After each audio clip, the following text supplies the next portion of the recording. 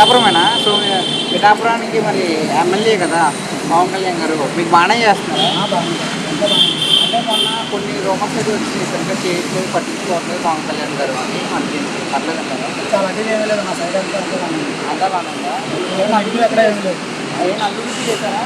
బాగానే వచ్చారు. రోడ్లు గట్రా అన్నీ బాగానే ఉంది. కట్టడం అంతా బాగానే వచ్చింది. అంతా బానే ఉందా? మొత్తం ఇంకా మీ ఊర్లో ఏం కావాలనుకుంటున్నావు నువ్వు అసలు?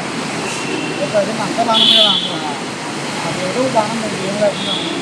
అది చూసుకుంటారు. ఏమైనా వాళ్ళు వచ్చినా అందరూ చూస్తారు. చూస్తారంటారా? వెంటనే స్పందిస్తారంటారా? ఆ, ఓకే.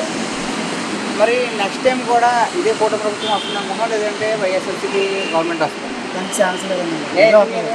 లేదు ఉండదు. ఏ మరి తెలంగాణ తెలియదు కానీ ఏపీ అంతా మా సైడ్ అంతా పవన్ కళ్యాణ్కి సపోర్ట్ ఉంటుంది. చంద్రబాబు నాయుడు గారు అంటే వైసీపీ మళ్ళీ రాదంటావా? మ్యాక్సిమం రాదు చెప్పడం అంటే రాదు మ్యాక్సిమం. ఎందుకని చెప్పారు? ఇప్పుడు పరిపాలన బాగుంది కదన్న.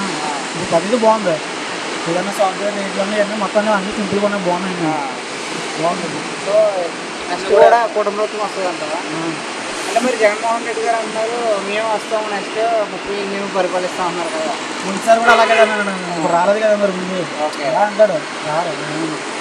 మళ్ళీ పవన్ కళ్యాణ్ వస్తాడు. ఓకే. పర్లేదంటారు మరి ప్రభుత్వం, కూటమి ప్రభుత్వం పరిపాలన? సో ఈ ముగ్గురులో ఎవరి పరిపాలన నీకు బాగా నచ్చింది? చంద్రబాబు నాయుడు గారు, లోకేష్ గారు, అలాగే పవన్ కళ్యాణ్ గారు. మీ పిఠాపురం కాబట్టి అతను ఎక్కడికైనా ఎంత హెల్ప్ ఉన్నా చేస్తాడు. అతను కొనుక్కు పోకపోయినా ఎక్కడికి వెళ్ళి చేయడు. అలాంటిది అతను అంతా ఉన్నా చేస్తాడు. Thank you.